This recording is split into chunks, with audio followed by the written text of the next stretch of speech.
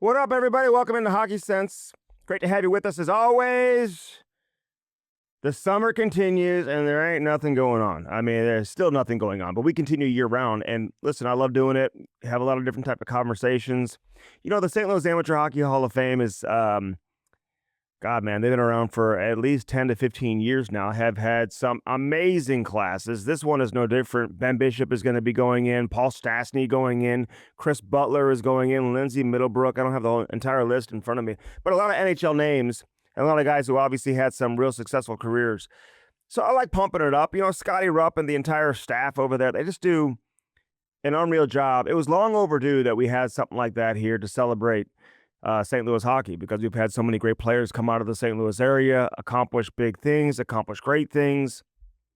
And such a big part of hockey is, you know, the game that's played at the roots level. I know everyone focuses on the St. Louis Blues, and for good reason, right?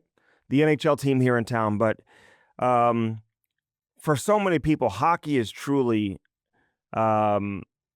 what it means to, you know, be involved and to see it grow at the roots level with all the different organizations, all the coaches, all the players, everyone who's gotten involved. And to see individuals be recognized every summer is a lot of fun. And this year coming up is going to be my third year emceeing the event. I love doing it every year. We've had some great classes the last couple of seasons, or last couple of summers, and this year is no different. So I'm looking forward to what's to come this go around coming up in August. So Chris Butler is going to join us on this edition of Hockey Sense. And we'll get some of the other guys on as well over the course of the next few weeks as we move closer and closer towards August 23rd, which is the induction date. And tickets are available. It's open to the public. So if you ever want to get out there, and it's a great opportunity to rub shoulders with some of the biggest names in St. Louis hockey history, get to know some people, network, get some pictures taken, see some of the incredible memorabilia that's out there. I mean, I don't know where they find all this stuff, but it's absolutely unreal to see what the room looks like once they get the room completely decorated. It's like a museum. And that's one thing we need. If anybody has any suggestions out there who's listening, we need a St. Louis Amateur Hockey Hall of Fame location. You know, everything should be under one roof. It should be down at the Enterprise Center, maybe a Centene. I don't know. I don't know if other organizations would feel slighted if it was at Centene and it wasn't at their rink. But when you look at Centene and how many people walked through that rink on a daily basis, and the fact that the Blues practice there, and it's the Blues practice facility, they have offices there, everything, that would make sense to me. I'd have no issue if it was at Centene. Now, I could see why some maybe would take issue with that. If you're with a different organization and you'd say, well, why is it at Centene? It should be at this rink or that rink. Okay, I get it. The Enterprise would make a lot of sense too, to put it at Enterprise Center. But we'll get into that later. And I think at one time it was at the Enterprise Center. They had a display in the concourse. I think, and I don't want to speak for anybody with the Blues or anybody else, but I just wonder maybe there's some confusion when people see that, confusing that with the St. Louis Blues Hall of Fame, which, by the way, I'm on the committee and I do vote for the St. Louis Blues Hall of Fame. Every year, give their nominations. And by the way, welcome into Hockey Sense, brought to you by First Community. You know that. Do your banking, do it the right way with First Community. But every year you have to unveil your selections. And there are some rules you have to go by. They had to have played at least 3 seasons or 200 games as a Blue. And that number can include playoff games, not just regular season. You had to be retired from the NHL. You had to have demonstrated exceptional attributes in whether it's playing ability. I mean, you can talk about sportsmanship and character and all that. But we all know you get in based on your ability to play the game. And certainly, you know, your ability to impact the community. There are some players who had different roles. Maybe their role was more of a tough guy, but they made a huge impact in the community. You know, you think of a guy like Kelly Chase, for example, who would fall into that category, Tony Twist, all these guys. Winning the Stanley Cup or any, you know, major NHL award during their tenure with the Blues. I think Barrett Jackman would fall into that category, obviously winning the Calder as the Rookie of the Year. So feel free to get back to me. Leave your comments below and let me know what you think in terms of players that are now being considered for this year's Hockey Hall of Fame class. And for those of you who are new to the Blues, and it's not Hockey Hall of Fame, it's Blues Hall of Fame. But for those of you who may not be very familiar with the St. Louis Blues Hall of Fame, the first year, and I think this is going to be the third or fourth year that we've done it, the first year, all the players and the legends who have their numbers retired or whose names are hanging from the rafters, and they were automatically inducted. Okay, so whether that's Brett Hull, Brian Sutter, Bernie Federko, all of those legends were, you know, Al McInnes, Chris Pronger. I mean, they were automatically inducted. And then, you know, you've gotten to other individuals like Curtis Joseph and Big Walt, Keith Kachuk, who went in, and you know, the list goes on and on. It's been a lot of people. So here's where we're looking at right now for this particular class. And we'll start with the executives. You have Ron Caron, Emile Francis. I think a lot of people would say, hey, Emile Francis needs to be in there. He drafted Bernie Federko, drafted Brian Sutter, drafted Mike Liut. Mike Liut went in last year. Always great to see him when he came in. And he was part of the Blues as a head coach, I think, a couple different times during the course of his career. Late 70s, early 80s, he was a head coach. Ken Hitchcock, I think he should go in. Joel Quenneville should go in. Mike Shanahan should go in as a owner. He was, you know, led a local ownership group to purchase the Blues in 1986, built the Kiel Center. I think he'll go down as the second best owner, maybe one of the best owners in Blues history. He was widely considered the best owner ever prior to the Stillman group coming around. I think Stillman and his group has certainly passed any previous ownership group with everything they've done, whether it's league events or the way the building looks, but obviously winning a Stanley Cup. And Tom Stillman's the best owner the Blues have ever had. I don't think anybody could disagree with that. Goaltenders, you have Brian Elliott, you have Grant Fuhr. I mean, now we're getting into some great names, okay? Now, players, Al Arbor, and you old school listeners who are watching Hockey Sense right now, make your case for Al Arbor. His first captain in Blues history. He was head coach in the early 70s as well. He would be a strong candidate.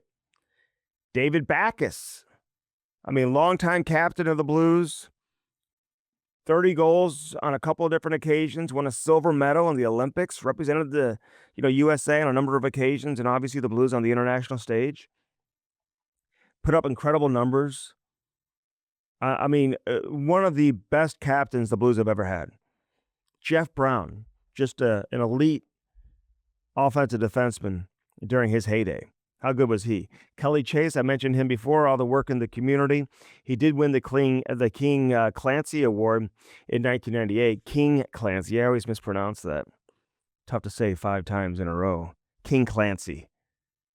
Chaser has done as much as anybody in terms of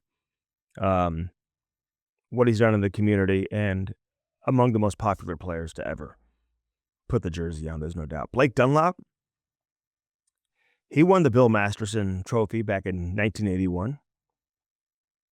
And that's for sportsmanship and all of that type of stuff. You have to look up the definition. I don't have it in front of me for the Bill Masterton. But Blake Dunlop still lives here in St. Louis. Great guy. Great family man. And certainly widely respected among the Blues alumni. Barrett Jackman won the Calder, like I said. He may be second all-time in games played in the history of the Blues, just behind Bernie Federko, the most games played by a defenseman in Blues history. Rick Mahar, did he win the Selke? He did, in 1990. And he was captain of the Blues in 89-92. I loved Rick Mahar, man. Number 22, how good was he back in the day? Great face-off guy, too. Very good defensive forward. Joey Mullen, just an incredible offensive player. Played on the same line as Sutter and Federko for a while. the first line that I knew as a line as a kid growing up was the Mullen, Sutter, Federico line. And Sutter and Federico are already in. Joey Mullen had amazing success, won a couple Stanley Cups, maybe 3. Won one with Calgary. Didn't win one here, obviously, but I think he was part of at least one with Pittsburgh, right? But again, this is the Blues Hall of Fame. Adam Oates. I think Adam Oates needs to be in. I mean, his run, he only played here for 3 years, but his run was as good as anything we've ever seen here in St. Louis, and obviously helped Brett Hull score 80 goals, 70, 80 goals a year for a 3-year stint that was unlike anything we've ever seen. I think Hully had 86, and Adam Oates still missed much of the season with an injury. I mean, if he would have played the entire season, he would have broken Wayne Gretzky's goal-scoring record, single-season goal-scoring record. TJ Oshie, as popular of a player as you're ever going to find here in St. Louis, just retired. Great player here with the Blues. Then you get into Jorgen Pettersson, Rob Ramage, widely respected, former captain of the Blues, was an all-star defenseman here with the Blues. Brendan Shanahan scored 50 goals. He and Hully both scoring 50 goals in the same season. Back-to-back 50-goal seasons here with the Blues. Brendan Shanahan's got to get in. Alexander Steen's got to get in at some point. I mean, huge part of the Stanley Cup winning team in 2019. 4th most games and 6th in points in Blues history.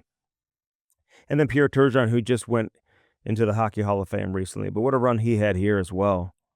Back in the late 90s. Point-per-game player over the course of his Blues career. So those are some of the names. Let us know who you think belongs in.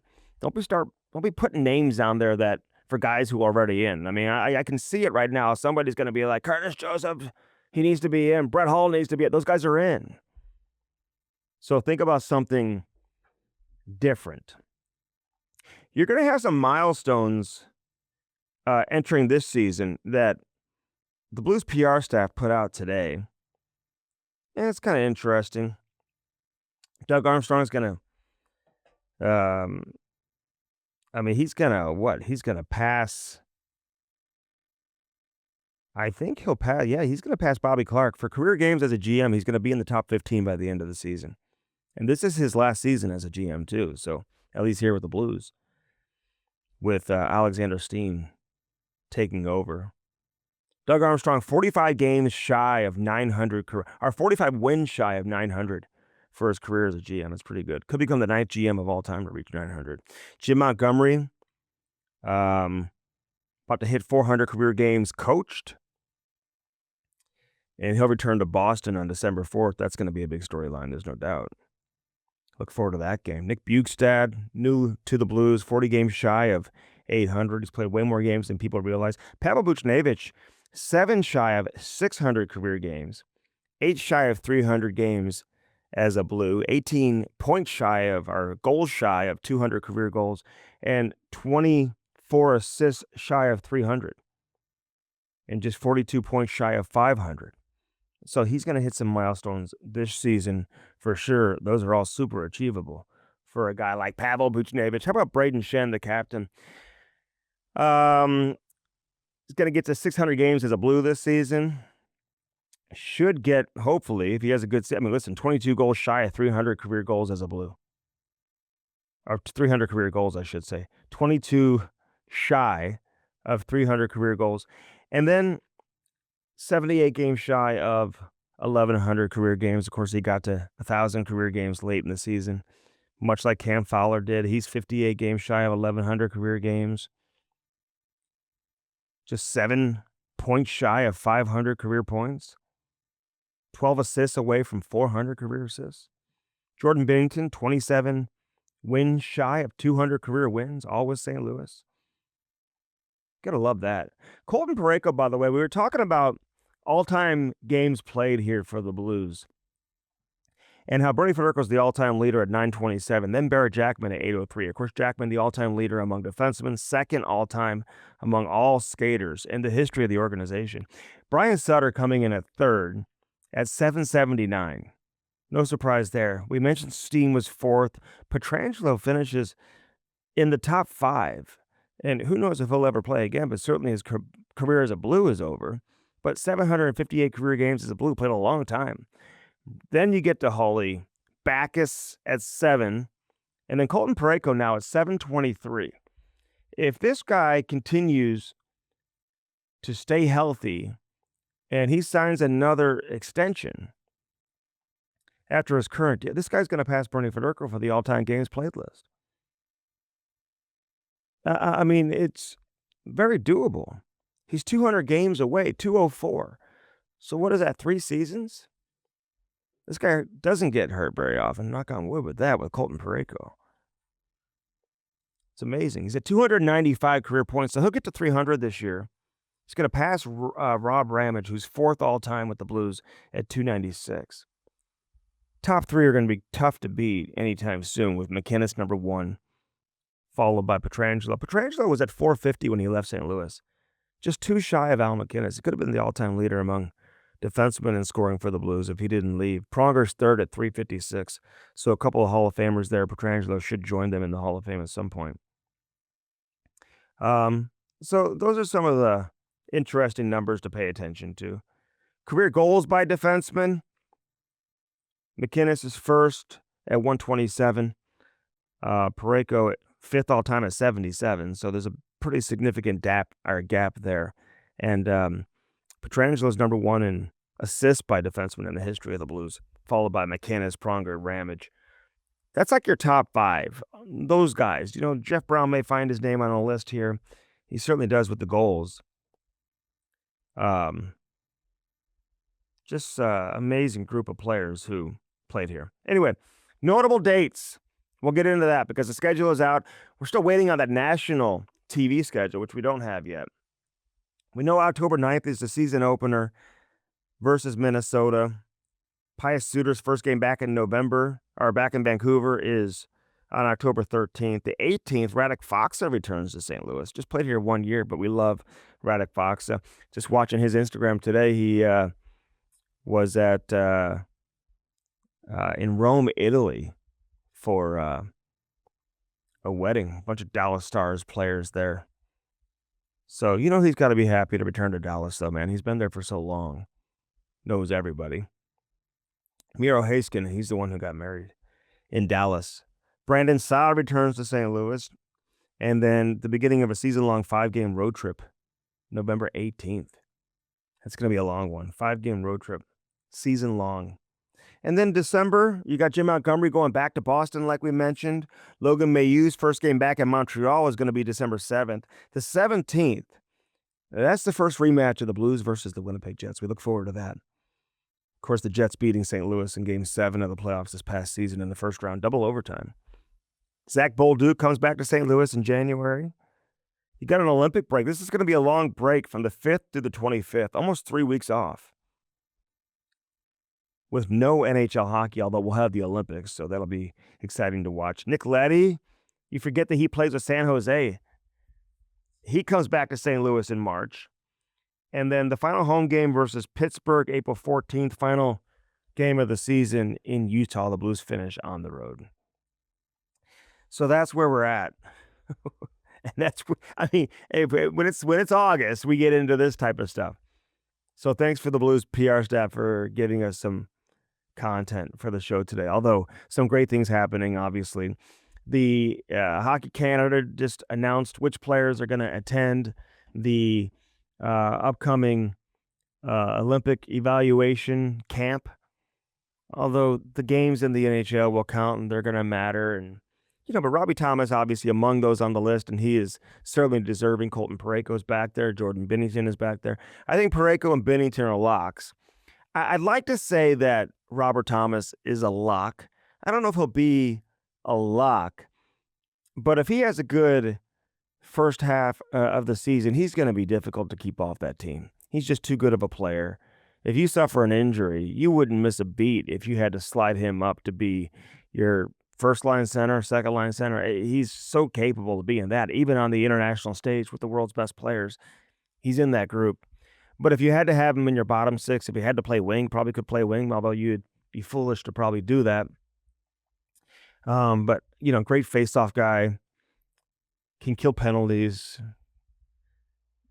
good on the power play. I mean, I hope Robbie Thomas finds his way onto Hockey Canada's roster and joins Parayko and Jordan Binnington. So we'll see how that plays out. The Americans, I don't think USA Hockey has released the list, have they? I mean, listen, talk about Lane Hudson. People are freaking out because Lane Hudson not invited to the camp. Now, the camp is one thing. I mean, maybe get him into the camp. Let him come to the camp. You don't need to, embarrass him or slight him by not inviting him to the camp. But at the same time, you got Quinn Hughes. Give all these other guys. You don't need Lane Hudson on the team for the Olympics right now. He's not going to come on there and quarterback the power play for this particular event. Although, we'll see what kind of year he has this year. His point production may just completely explode. He's got that much ability. And you don't need him or want him out there defending 5-on-5 when you have other options. So you wouldn't put him ahead of the other options that you have out there either. But Lane Hudson's a hell of a player. People are freaked out that he's not going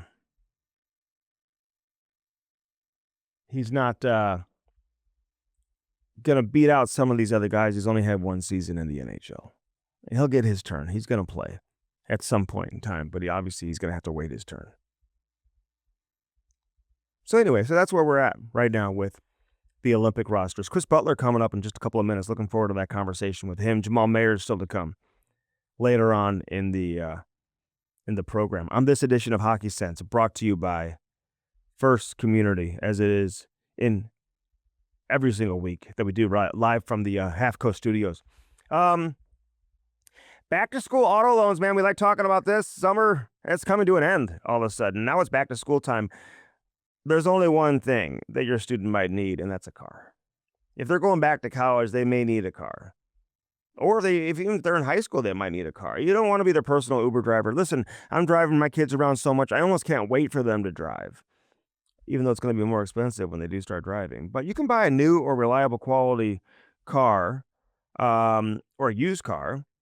And here's the secret with First Community. Their auto loans are the same whether you buy new or used. So a lot of times you buy these new cars, and the rate is higher on a new car than it is a used car. That's not the case at First Community. 4.99 APR for 36 months for qualified borrowers. It's pretty amazing. And do your homework if you don't believe it. I mean, go look around and see what other rates you come up with from other dealerships. It's unbelievable. No payment for your first 90 days either. But that's the secret. Your loan is the same. The rate is the same if it's a used car versus a new car. Or versus a new car. You won't find that anywhere else, but you do find it with First Community. Blue Note Roofing. You see the sign behind me. Gutters, soffit, fascia, roofing, siding, whatever you need. 314-920-5713. Call my boy David Novak today. Let him come take care of you. You know he will. Dirt Cheap Fun, your one-stop party shop. We love our friends over there at Dirt Cheap. They've got so many locations. Some have drive-thrus. Many of them have curbside assistance. You don't even have to get out of your car. You can do your shopping from their app. Don't sleep on the party supplies. If you got any backyard barbecues or anything you have going on, back-to-school parties, birthday parties, any other thing you have going on before you want to close the pool or before it starts getting colder outside, get everything you need at Dirt Cheap. They got the best selection of beer, wine, and booze you'll find anywhere over there at Dirt Cheap Fun, your one-stop party shop, baby. The Wallace family, flat out getting it done. These guys are incredible. Cheap Fun, your one-stop party shop. But check out the app, man. They got a lot of great deals on the app, too. They got cigars there. You can buy lottery tickets. You can buy anything you want, as you know. Their selection of booze is amazing. And they've got these walk-in beer coolers that are as nice and as big as anything you're going to find. Anything. Best selection of tequilas, whatever it is you're looking for. You'll find the best prices and the best selection at one of your closer Dirt Cheap locations. Lordo's Diamonds. Get that special someone, something special in your life from Lordo's Diamonds. Lordo'sDiamonds.com. They've been around for 70 years. That's all you need to know about Lordo's Diamonds. Longevity, best customer service. You walk in there with a $500,000 budget or a $500 budget. Guess what? You're getting treated exactly the same. And they'll treat you exactly the same. Mike and Jimmy Lordo, these guys are the greatest. They're so good at what they do. They've got the best selection. And again, the customer service you won't find anywhere else. Remember how you used to get treated when you walk into a business? That's how they treat you over at Lordo's Diamonds. You know they're going to take care of you. So check that out and do it today. LordosDiamonds.com, right there in the heart of Ladue. Right next to Truffles. Can't miss it. Off of Clayton Road, 314-432-8008. You can check out their website, LordosDiamonds.com. All right, lots to come here on this edition of Hockey Sense, brought to you by First Community. We're live at the HHoF Studios. We'll do all of that and then some. So much more. Maddie's in the house. Chris Butler next. Jamal Mayers to come. Don't go anywhere. All right, Chris Butler, the professional Chris Butler, man. You had to transition from being a player and now you're like in hockey ops. How much are you enjoying this now, working with the Pittsburgh Penguins and doing what you're doing? It's great to see you, and thanks for doing this. For sure. I love it. I think I knew towards the end of my career, spending a number of years towards the tail end of the minors and kind of being in that mentorship role, that leadership role, helping, the next wave of draft picks come in. I really enjoyed that. I got a tremendous amount of joy out of seeing guys like Sammy Blais and Vince Dunn and Mackenzie McEachern and different guys like that go up and play in the NHL. And I enjoyed being a small part of kind of their process and their journey. So this has been a pretty natural transition for me. Hey, what's it like being a player, though? I mean, listen, you always got to like worry about those coming up behind you. But, there was a good stretch during the course of your career. You were a solidified NHL player. And then kind of transitioning into being that mentor, because it's easy just to be like, okay, this is not fun. I want to get back into the NHL. But you got to maintain a certain level of focus, right? Your headspace has got to be in the right place when you're in that situation later in your career, isn't it? Yeah, and it was great because we did have a number of good young defensemen, the Joel Edmondsons, the Parekos, all these guys that have come up and had awesome careers. But it motivates you to be better, right? Because even though I still was, spending the majority of my time in the minors, I still wanted that opportunity to get called up. And you never know if you're ever going to get one more shot, one more game, a month-long stretch in the NHL. So it helps keep you sharp and it helps keeps you focused and kind of keeps that competitive drive alive. Yeah, Vince Dunn, he's ended up having a real nice career, doing a great job out there in Seattle. Parayko, for example, and Edmondson, I mean, all these guys that you just mentioned, I mean, these guys are all, enjoying life and having great careers. But did you know Parayko right off the bat? Did you know that he was going to be what he's become, Canada, Olympic team, all of that, and just truly a dominating defender in the NHL? Did you see that early on? I mean, you definitely saw glimpses of it. I mean, the guy's 6'6", chiseled out of stone, and can shoot the puck 100 miles an hour. So right there, I knew that, well, those are three things that I don't have. So this guy's got a leg up on me. But I think it's been really awesome to watch his transition once Petro left, to be able to see him take on more of a role. And, I know a lot of people were surprised by him getting named to the Four Nations team. But when you're around him, like you guys are, and you see him play so often, it's no surprise. I mean, the guy's a complete stud. He can play any number of roles, and he just takes up so much time and space. Like he's an awesome player. Yeah. And listen, it's not a shot at anyone, but I remember reporting, or I put on Twitter or something, that, Parayko was going to make the team for Canada. And I immediately was getting text messages from, prominent Canadian media being like, this is, I haven't heard his name. Like, I mean, they hadn't even heard his name. So, like, are you sure about this? And I'm like, yeah. Like, I mean, you almost second guess your own information. I'm like, no, I'm pretty sure. Like, he's on the team. And then, you get into the tournament and people start to appreciate what he brings to the table. And that's what I like about NHL scouting and executive. I mean, they just know the game so well, and the way they're able to put together these teams and how they scout individual players and recognize what individual players bring to the table versus, people who really aren't paying as close attention to it, especially here in St. Louis. So it was good to see him get recognized, and now I think he's in a good spot to make the Olympic team as well. So good on Colton Parayko, No, for sure. And he's a great guy. And, being able to kind of ride the coattails of the 2019 team and just watching the way he and Bouwmeester played together, I'd have to imagine that was still pretty fresh in Army's mind, just as far as being able to elevate in big situations, shut down top lines, kill plays. He can do it all. How good was Petro when you got to see him on a daily basis? He's obviously going through some stuff right now, and we'll see if he ever ends up playing again. But like, what separated him from the rest of the group? I think for me with Petro is just his composure, being able to make plays under pressure. And you look at obviously what he's going through right now physically, it's because he did take a beating.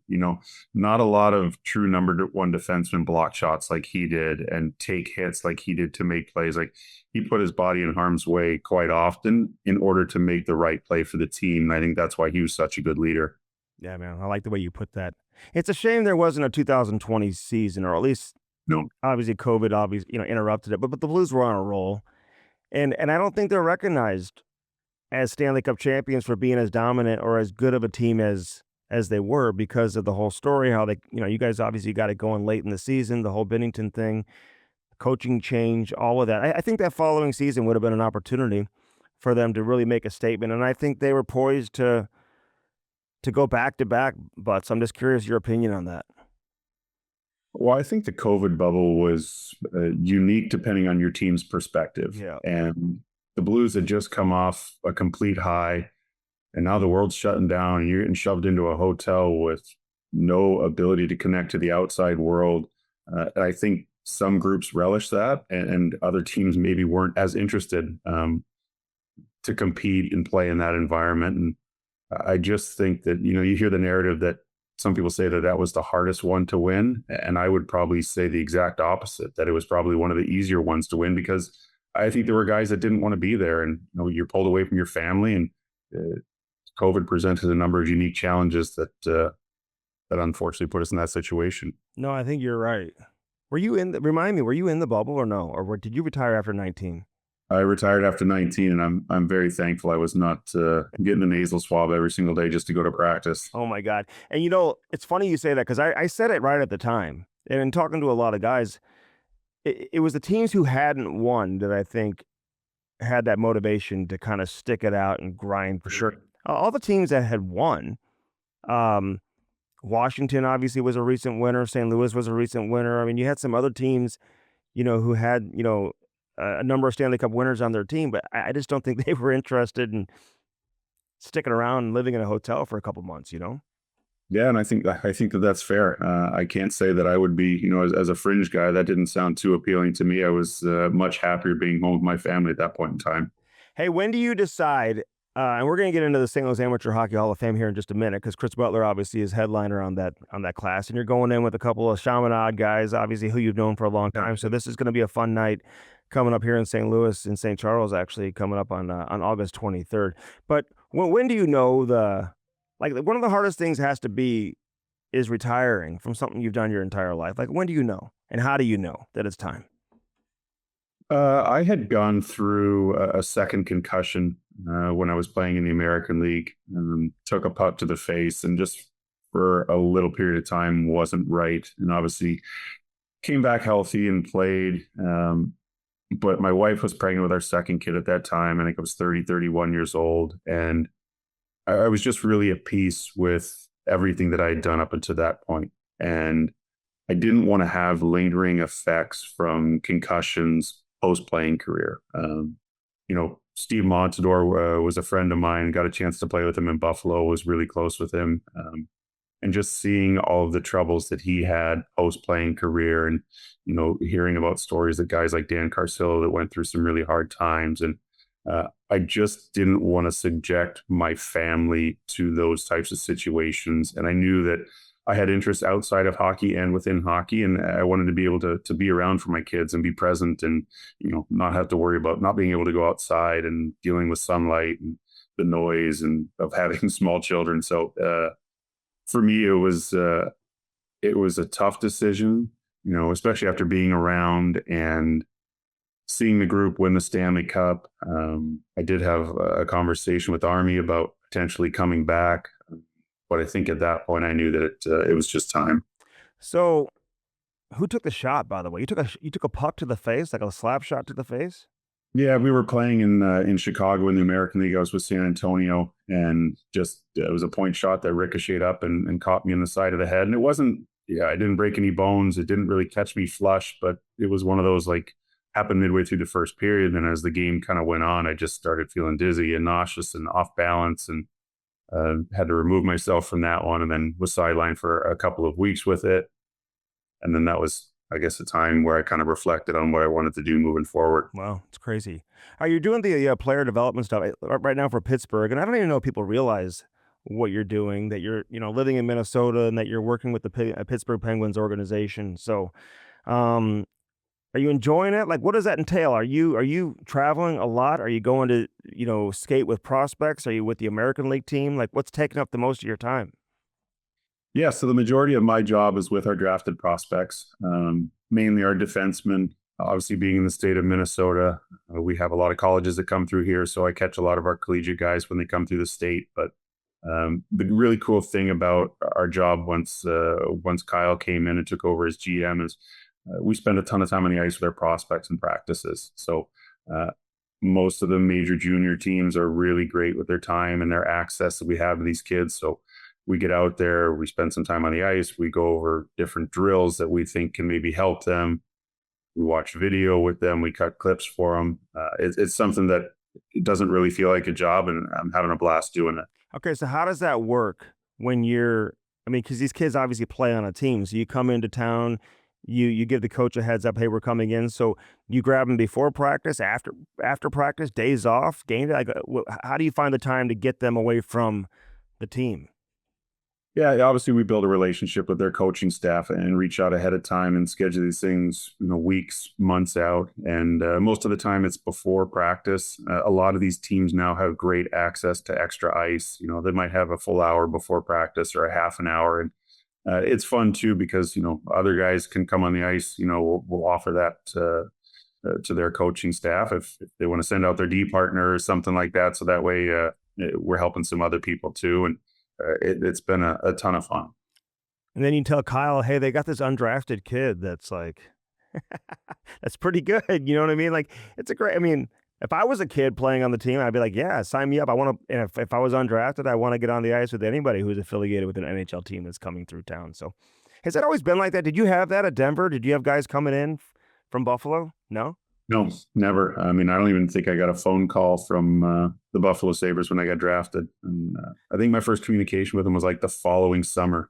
Actually met Nate Gerby at the World Junior training camp in the summertime, who was recently drafted by Buffalo. And we got to talking, and he was asking if I had been notified by Buffalo or talked to anyone. I said no. I asked him. He hadn't heard from anybody. So kind of a unique situation, but yeah, the landscape of player development has definitely changed in the last 15 years. Yeah, there's no doubt. And I see Nathan Gerby all the time. Our kids are the same age. He runs the program out there in Detroit. Yeah, he's crazy. I mean, dude, it's like, I mean, it's next level, but he knows it too. You know what I mean? Oh, yeah. So, did you notice? Like, you known him since he was a kid. Did he have that work ethic as a kid? He did. He loves the game. I think his dad pushed him pretty hard when he was young. I think he's doing that maybe in a little bit of a lighter way now with his kids. But I mean, he was always a guy that had been told, "You're never going to make it. You're too small. You're too this," and he carried that chip on his shoulder and ended up having a hell of a career. Super talented, but man, like he was tough, feisty. He'd stick you, he'd spear you, and but then he'd have the hands to be able to stick handle through you and roof one on you. So he's a heck of a player. Yeah, no doubt. He's doing what you're doing now, right? With Nashville. Yeah. Naturally, yeah, we run into each other a couple times a year, so it's fun. Do you guys keep it like? Do you talk to other player development guys? I mean, are you able to like share ideas and just kind of pick their brain what other teams are doing, or you just kind of keep it to yourself? I mean, I think you keep the important things to yourself, but guys like that, Tim Kennedy's a longtime friend of mine, works with Buffalo. You run into each other and you just start talking hockey like you always would. So it is fun to just hear their different perspective on things. Obviously, those guys are forwards. I play D, so it's fun for me to just kind of ask questions about what they see in forwards or things that they look for that can help guys. So it's not a super in-depth conversation, but it is fun to just talk hockey and pick their brain. Tim Kennedy, Michigan State, won a Frozen Four here in St. Louis, right? Yep. 2007, I remember. His name came up actually recently. I mean, some great players from all four of those teams that came into St. Louis for the Frozen Four. How far did Denver go when you were there? Not very far. They had just won back-to-back national championships right when I got there. So my freshman year, I don't even think we made the tournament. Sophomore year, God, I want to say we missed out. In my junior year, we made the tournament, but we drew the University of Wisconsin at the Kohl Center in Wisconsin. So it was kind of a tough draw. So that was back when they would have home teams play in their home buildings. They want to go back to that now. Do you like that idea or no? I love that idea. I think if you're the one seed, you should host. I think it makes for a better environment. I've been able to see the NCHC playoffs up in Minnesota the last number of years, and I just think if we were to put that on somebody's college campus, like we had a prospect at Western Michigan this year, and seeing that Lawson Arena go crazy on a Friday and Saturday night, I can't imagine what it would look like for a playoff game. So I'm all for that idea. Are you getting out and watching games too, or is it primarily just going into town to work with them on the ice? But you're sticking around, you're watching games and essentially scouting, right? Yeah, we do both, and I think it's nice too because then you can watch other drafted players or kids that maybe I'd seen play in Minnesota high school here, and just kind of you form up certain opinions of guys, and you're kind of tracking their progression loosely as well. So it's fun. When you went to Denver, like, were you considered an NHL prospect at that time? And coming up, Butsy, like, when did you really start to kind of separate yourself from the pack? Where you knew you had a chance to go play at a good college, play at a high level, and potentially have a professional career. Um, I want to say it was probably after my first year in Sioux City. And the greatest thing that ever happened to me was I was tendered to go play in the North American Hockey League for the Capital Center Pride. And it was right before Junior B Nationals when I was playing for the St. Louis Junior Blues. That team folded. So I basically had nowhere to play next year and got invited to a couple USHL camps. Travis Turnbull was tendered by Sioux City. Um, so I went to Sioux City's tryout camp and made the team in the summertime. Went out there, got scratched my first couple of games, and just kind of kept practicing, kept working. And I'm super thankful to Perry Turnbull. He, I think, was in my corner and was bugging the assistant coach in Sioux City to give me a good look. And I think had he not been in my corner and I don't make that team, then I think a lot of things could have been different. Wow. You got to have that, right? I mean, so many kids don't, Chris. Like, you're fortunate from that standpoint. Yeah, you need somebody that believes in you. And then you also have to put in the work. I think a lot of times if you're scratched the first couple of games, you're away from home for the first time, it's easy to maybe kind of to pack up and head home. But I knew that is what I wanted to do. I wanted to pursue that. And my goal was always to play college hockey. I thought if I could play college hockey, then that would be a dream come true. And then it was after my second year junior, my head coach brought me in after the season, kind of doing our end of the year meeting. He said, you know what, I think you're going to get invited to the World Junior Training Camp. I said, that's awesome. What is that? Like, I had no idea, right? We didn't have the exposure in St. Louis. It wasn't televised a ton in the States. Like, the US wasn't really, dominating international tournaments like they have in the last number of years. So I think once I got to that training camp and then made the team and then competed against, the best kids in my berth here from around the world, I think for me, that was a huge confidence boost for me to, hey, you know what? I think you got a good crack at this. Yeah, no, I still remember you watching you play in the World Juniors. Your dad, Doug, right? He played for St. Louis University. So that's the family connection to St. Louis because he didn't grow up here, right? Did he come to St. Louis specifically just to play college hockey and decided to throw down his roots and raise his family here? Is that how it played out? Yeah, exactly. So my dad is from Souris, Manitoba. It's a town of about 2,000 people, about 2 hours from Winnipeg. And he got recruited playing like a senior men's hockey tournament to come down and play for St. Louis University. Came down, played there, met my mom, who was a women's field hockey player. So they hit it off, and she grew up in St. Louis, and we stayed here, and the rest is history. And so St. Louis hockey in general, like when you first started playing, and I'm talking, at a competitive level, started playing AAA, like were you guys competitive? Were you beating teams from the traditional hockey states, or were you like a lot of us just kind of, getting humbled when you go play against, teams from the Minnesotas, the Michigans, and the Massachusetts? Yeah, it was extremely humbling. Obviously, we didn't have a ton of guys from St. Louis at that time that were moving on and, playing major junior, playing college, playing pro. We just didn't have the depth that a lot of the other teams did. So, when we would leave the state to go play, the Team Illinois, the Honeybakes, the Caesars, I mean, we were getting killed. I remember going across the border into, I think it was a tournament in Sarnia, and playing these Canadian teams. And it was like men against boys. Like we were just getting dominated. So I think I always kind of carried that little bit of chip on my shoulder, being a St. Louis guy, and you know, we weren't supposed to make it. We weren't supposed to be any good. So I always kind of carried that with me throughout my career. Yeah, that's amazing. So you mentioned Perry Turnbull, and I remember even when you got drafted, I did a little story on. I was working at KMOX Radio at the time, and I think I called your dad, and I talked to Chris or Perry Turnbull at the time. But where'd you play before that? Kirkwood, right? You grew up playing at Kirkwood. Like who really kind of helped you fall in love with the game and is responsible for like developing, your skill level to get to the point where you could play at a high level even as a young kid before, you got to real hockey. Yeah, I think it was definitely my dad and my mom. I just remember loving going to the rink and being on the ice. My dad was our coach for Kirkwood Double A, and another guy named Scott Stream. He and his son is still one of my best buddies today. And I just, hockey was fun then.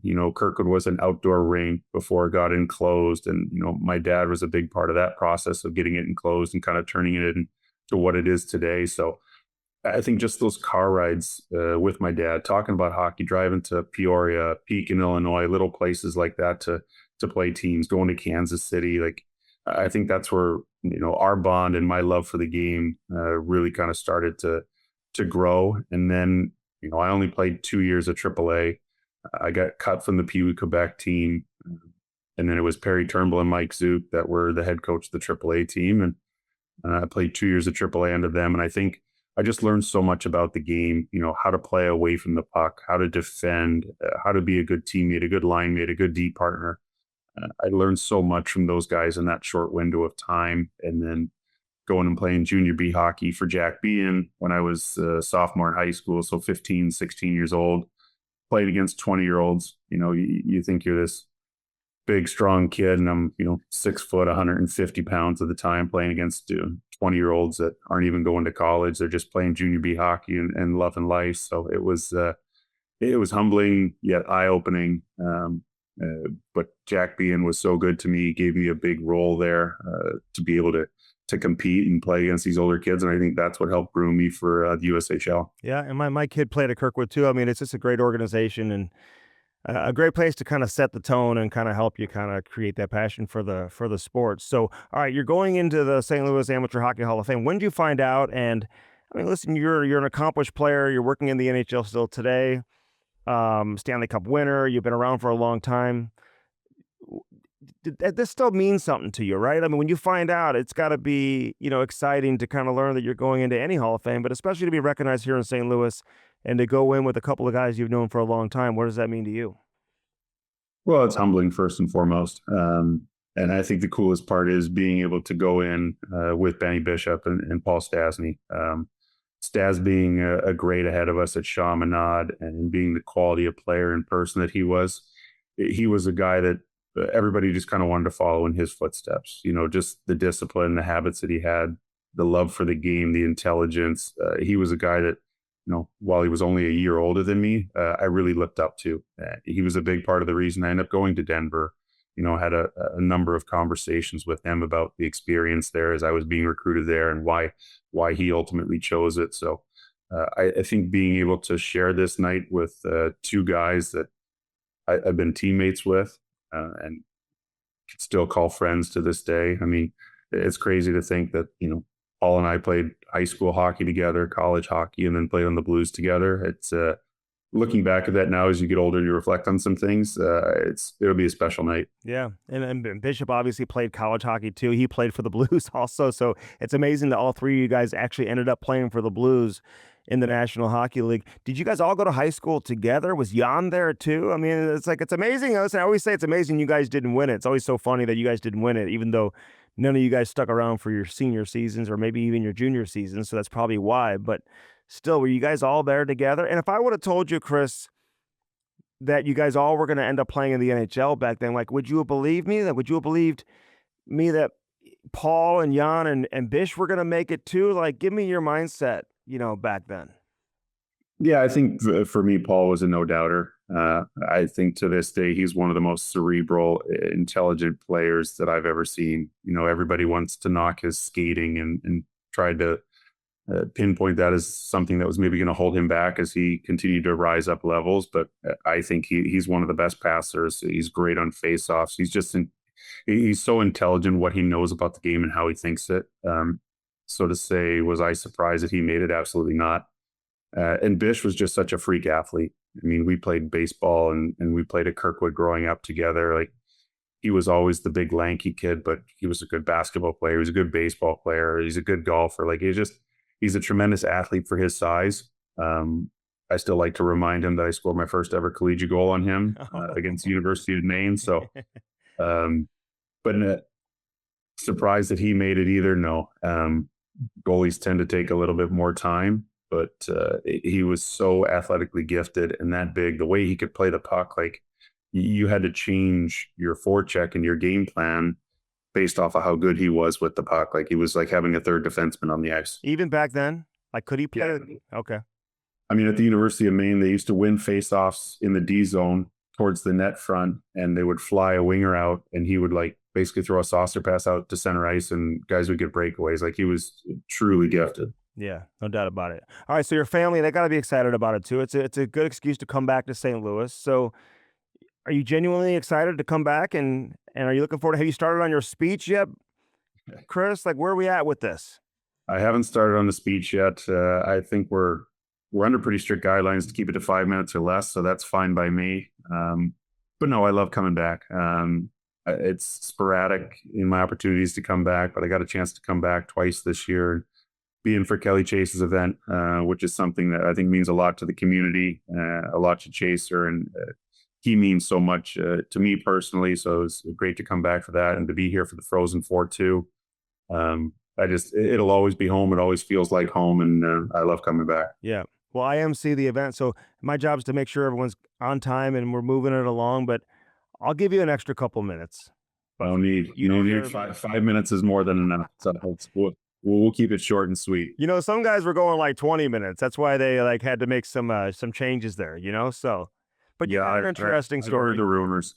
Yeah, and it'll be fun for my dad too. Obviously, Lindsay Middlebrook, who's going in as well. Yeah, was my dad's goalie at St. Louis University. So we've got a few different connections for this night, so it'll be fun for our family. All right, man. Looking forward to it. I know you got to get going.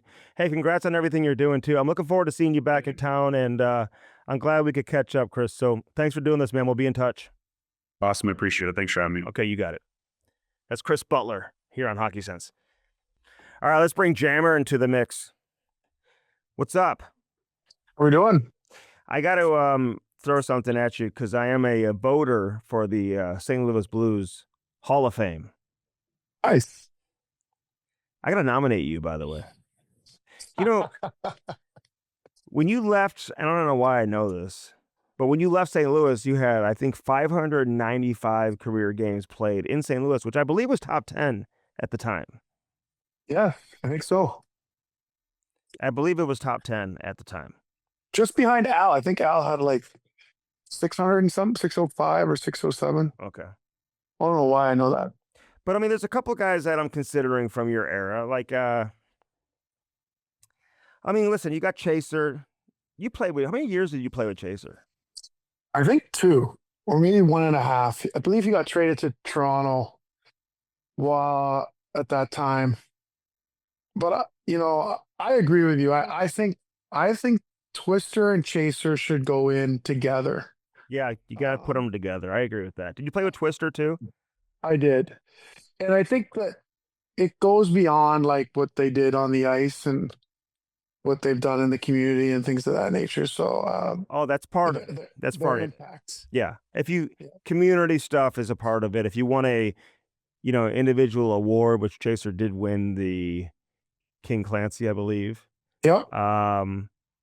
Then that's, you qualify for that. You win a Stanley Cup with the Blues, you qualify for that. There's a lot of things but you had to have played 3 seasons or 200 games with the Blues to even qualify. Oh, interesting. So that would mean that that mean that Grant Fuhrer Yeah. didn't play enough. No, he did. He did. Okay. He played like every game at one. Were you on the team when he played every game? Well, yes. So funny story. Training camp. He comes to training camp and he was not in shape. Yeah. He was in shape, but he was round. Mm-hmm. And he would just walk on the treadmill. That's what he would do. And he clearly was out of shape, and Keenan was upset with him, so sent him home. So Furzy goes back to, he used to summer and love to play golf in Phoenix. So he goes back to Phoenix. A week later, maybe it was 5 days later, Keenan calls him, says, "What are you doing? Get back here." And Furzy said, "No, told me to go home. I'm home." And so he wouldn't come back. And you're not just paid yet, right? So you're not losing any No. paychecks yet. No.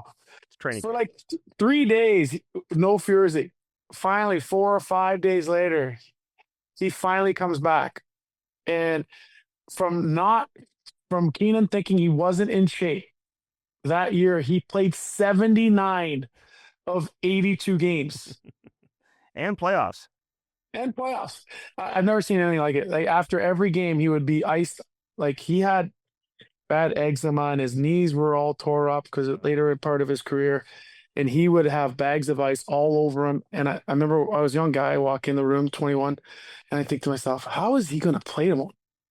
And next thing you know, he'd be playing it. He played every game except for 3. Yeah, it's amazing. He told that story when he came on with Cam and I too. Oh, did he really? Oh yeah. And I mean, exactly like you said it, you know, although he added some stuff to it too, like, cause I think he still has a little bit of, you know, resentment towards it, but, and how you describe how his attitude is, was he always like, you ever see him get mad? No. Another amazing Furzy story for me was when we were down to Phoenix in the playoffs. I forget what year it was, maybe 2001 or something like that. We're down 3-1. I don't know if you remember this, but they had a closed door meeting with just the players, and all the players that had been through this before, Al, Jeff Courtnall, guys like of that stature that had played a long time, who had been in this situation where they were down in the playoffs 3-1 and came back. That all spoke. So 4 or 5 guys speak, and then finally Furzy, guys say, "Hey, Furzy, you got anything to say?" Because he certainly had been through some wars in playoffs, and he said, "Guys, you get me to game 7, I'll shut him out." That's all he said. And I'm like, and I still get chills telling the story because we did get to game 7, and he did shut Phoenix out on the road, and we won 1-0. I think Pierre Turgeon scored the winner. Overtime. Right? Yeah, in overtime. And so, but think about that. Doesn't say much, never really talks, but speaks up when we're down 3-1, says, "You get me to game 7, I'll shut him out." Yeah. And he did. And I've heard that story from others too, which is just a remarkable story. Cause like, even when you describe Grant Fuhrer, and we'll move on from Grant Fuhrer, but I mean, he was already an established Hall of Famer at the time, right? When he came to St. Louis. So, but that's 249 career games as a Blue for Grant Fuhrer. And Brian Elliott is technically eligible as well. He was part of a Jennings award-winning tandem with Jaro Halak. Turgeon's on there. You play with Turgeon and Dougie Weight. Yes. If you're a general manager in their prime, you need a first or second line center. Where are you going? Ooh. That's a tough one. I know. And I hate even asking because I love both those guys, but they're both amazing people and great teammates. I'm probably going with Dougie. Really? Yeah.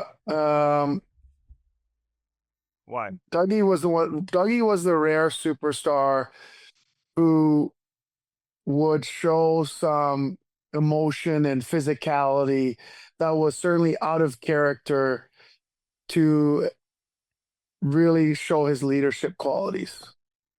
I'm not to suggest that you have to do that, but I think that as a teammate really endeared him to me. Is like, here he is, like a guy who isn't known for this, recognizing the moment, as uncomfortable it is for him, not really a physical player, to go out and do that. It really showed his leadership ability. But Turge was an amazing player, and a guy who could do it all kinds of ways, scored some amazing goals, and was probably ahead of the curve.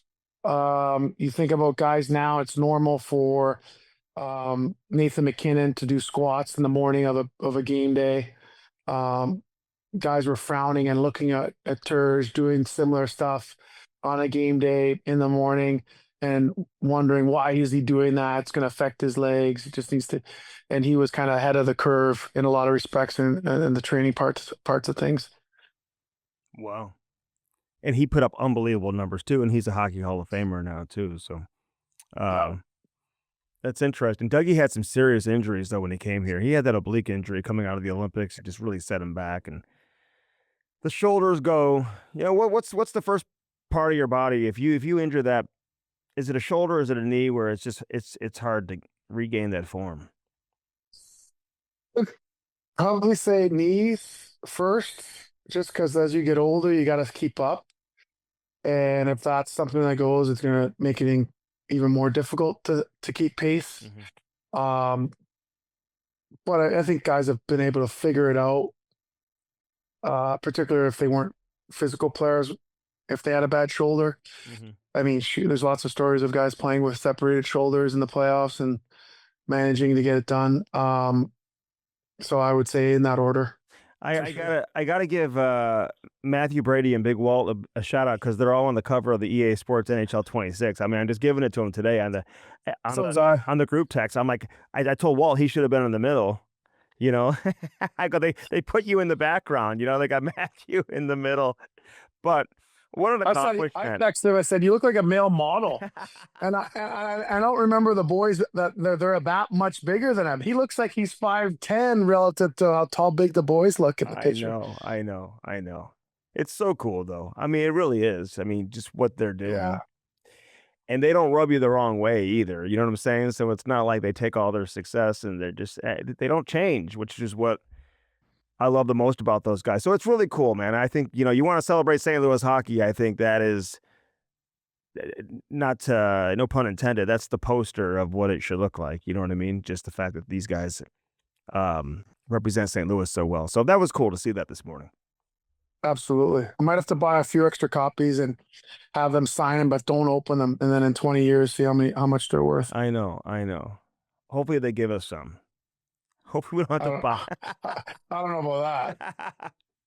I didn't know what Keith was talking about though, because the other day Matthew put a picture up, and I was texting, group chat, whatever, and I said, "This is so cool, whatever," and Keith kept saying we had to keep it quiet. We had to keep it quiet. And I just assumed he meant, yeah, they knew about it and they just couldn't say anything about Matthew. I had no idea that Big Walt was going to be on the cover of the video game, which is so awesome to see. So along with Brady, obviously. So anyway. Yeah, because you're right. It's not the same thing. It was just Matthew. And the first thing Cruz said was, why isn't Brady on there? Yeah. And I said, I don't know. It's a good point. Good opportunity to put both of them on there. And then I saw today they're all three. That's awesome. I know.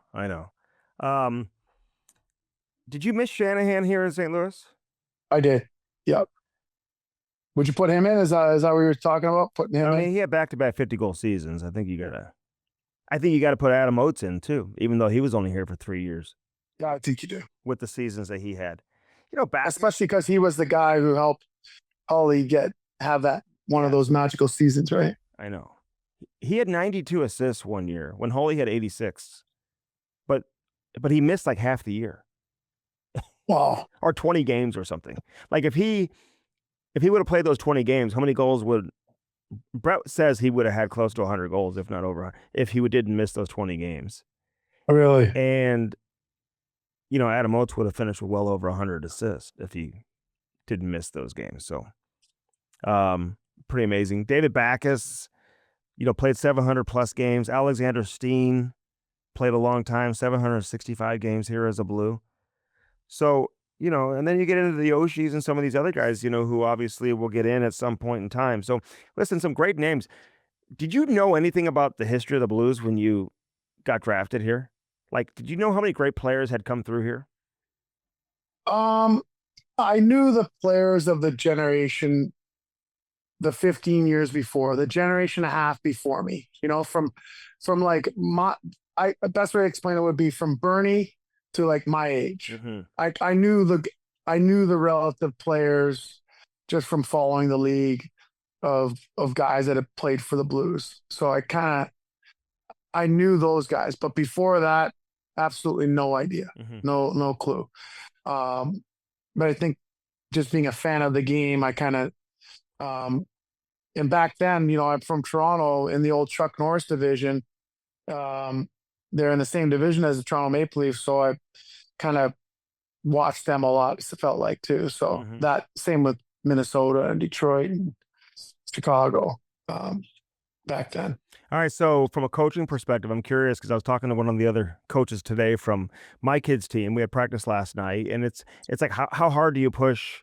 How loud do you raise your voice? Like how it's like everything's changed over the years, but like I'm just curious your opinion on the matter of really if players are making mistakes, mental mistakes, if they're not focused, like what can the mentality be on the ice from a coaching perspective? I mean, it's okay to raise your voice, is it not? Like if you have to get a point across? Absolutely. I think that one of the most important things I think early on is to establish the standard.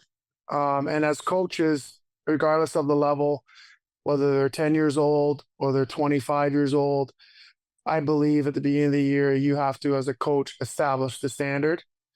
And then as time goes on, you hope that you have the correct players that you can point to that are showing the standard that you established.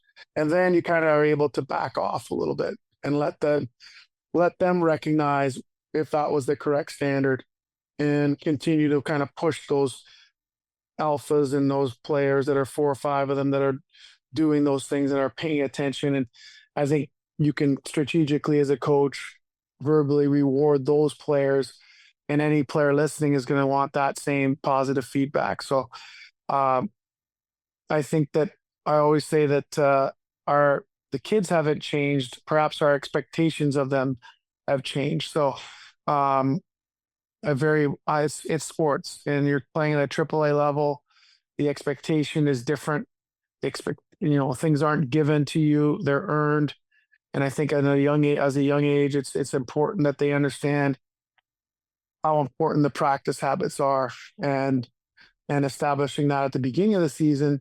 I think you're well within your coaching rights to, and I would implore coaches to like set a standard, and if that means raising your voice, stopping practice, that's what you need to do. Yeah, and listen, conditioning is a huge part of it too. I mean, when we were growing up, I'm sure your coaches were the same way. You get on the goal line and you do a bunch of skating and whatever at the end of practice, or maybe at the beginning of practice.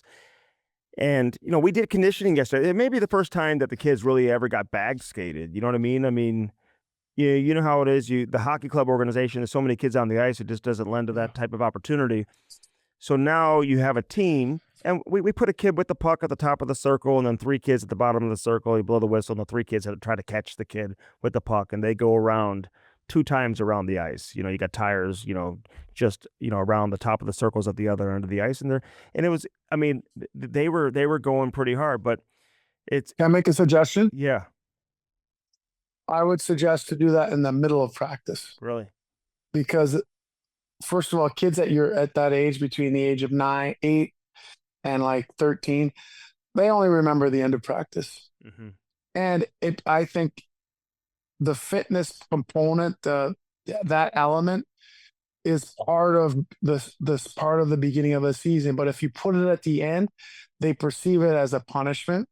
If you put it in the middle, they start to internalize it as, this is just part of our practice, and then we get back to practice. Yeah. And then you finish with the game, and then the only thing they remember is the game at the end. Mm-hmm. And so I think if you keep it at the end, they perceive it as a punishment, when really it's just a requirement to get to where you want to be, right? Part of practice. Yeah. Yeah. How much conditioning will you guys do? I don't know, buddy. I get to sit back and just push Well, pucks into the corner. in the past, how much have you done?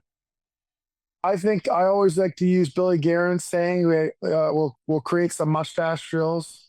I think you can be very creative as a coach nowadays in disguising your bag skating within your drill. Mm-hmm. If your drill has an element where you go down the ice, you come back down the ice, and you go back down the ice again, the fact that they have a puck or they're creating an offensive situation or backtrack, like you can create drills, I believe, that disguise that stuff. So, am I saying that without the pucks is not necessary or required? Sometimes, yes, for mental toughness, mental fitness, creating a standard. But I think there are creative ways coaches should and are capable of in disguising it within their own practice. Okay, so when he called it a mustache drill because you're disguising it. That's right. Okay. Yeah. He's like, you're not fooling me with these mustache drills. I love it. I love it. Yeah, no, it's interesting, and the kids like it too. It creates a little bit of a competitive environment too. You know, I think the days of just doing mountains or skating for punishment, I guess you can still do that. You know, if you have a bad weekend or something like that, or the kids trash the locker room or a hotel or didn't act right or represent the team or the organization properly on the road, I guess you can certainly implement that. But I think there's so many different ways to condition hockey players versus what we saw in the past. I agree. I think there's way more creative ways to do it. It's just, I think sometimes you maybe you get a little bit lazy as a coach and you just saying this is what we're going to do. I think if you put some thought into it, you can come up with some creative ways to do it. So yeah. It's tough because a lot of the young youth coaches, they have real jobs. So they don't have time to be thinking about these things all day long. But when you're scouring, when you have nothing else to do and you're thinking about these things, then you can come up with ways and creative ways to keep the boys working and getting in shape. Yeah, a couple more things for you. And my daughter, I'm pretty sure your daughters too, they just did the beep test. Now, I remember you guys doing the beep test during training camp and for the Blues. I remember seeing that for years when I first started covering the team, and I'm pretty certain that you would have been involved in that. Like, that kind of went away. What do you think of the beep test in general? Well, my older daughter, who's at K-State, they just got a new coach this season, and they had to create a new standard for the beep test. They all had to get 35. So really, a really high number. Yeah, super high. And so she worked her tail off, and took her a couple times, but she ended up getting 35 or 36. And coach said basically, if you don't get to it, you're not going to play. So, yeah, it's a great indicator. It's not an easy test. It goes to an odometer. It gets faster and faster as each stage you go. As you know, I believe it's 22 meters or something like that apart, and you've got to get there and back before the beep. And it starts to speed up over time. It takes about 15 minutes to complete, assuming you get to around 35, 40. 2 fouls and you're out, kind of thing. So it's a really good indicator of aerobic fitness and your anaerobic threshold. Yeah. And who's been training during the summer? They do it on the very first day, you know? Yeah, you can't fake it. So if they don't get 35, they have to do it again until do it again. like the next day? Doing it again. No, I think they were doing it every week, every Tuesday. They've been back there since the beginning of July. They play Mizzou tonight at Mizzou. Yeah. Can you watch those games? Normally I can during the regular season. They're on ESPN Plus, but it's exhibition. They're in preseason, so I don't believe it's on there. Every game's on ESPN Plus, pretty much? Yeah, pretty much every game. Wow. That makes it easy. Hey, last thing for you, because I know you've seen Celebrini and these guys work up, close. There's videos out there of him training with, Will Smith, obviously, who his good buddy, but then Crosby and McKinnon. I mean, for these guys to be training with those guys and for those guys to invite them to come train with them, I just think it's amazing. I don't know if it was always like that when you were a kid or coming into the league, where like the best players in the game would like open the door for the young teenage superstars to come train with them. It says a lot about all four of these guys, to be honest with you. Yeah, it's changed, right? Like we would never train together. Like they even work out together in groups and different teams. It's a whole different vibe than, I remember coming into the league, and even if it was Bryce Salvador on a different team and we were going through warm up, we would just give a head nod to each other. There would be no standing at center catching up. Like we'll talk after the game, but you see these young guys, because they all work out together, they all hang out together, they're talking, they're catching up. It's like, can you imagine doing that in front of Basil McRae and Al and Prongs and some of these older guys that would be like, what are you doing? Twister. It would be perceived like you're cutting a deal, right? So Right. those days are gone. They all work out, they all train together. I have to get over it. That's the way the league works, and that's the way it is in the summer. But I think that some of the guys that are able to like keep some of that separate, I think it gives them an edge. It certainly gives them an edge. If you keep it separate.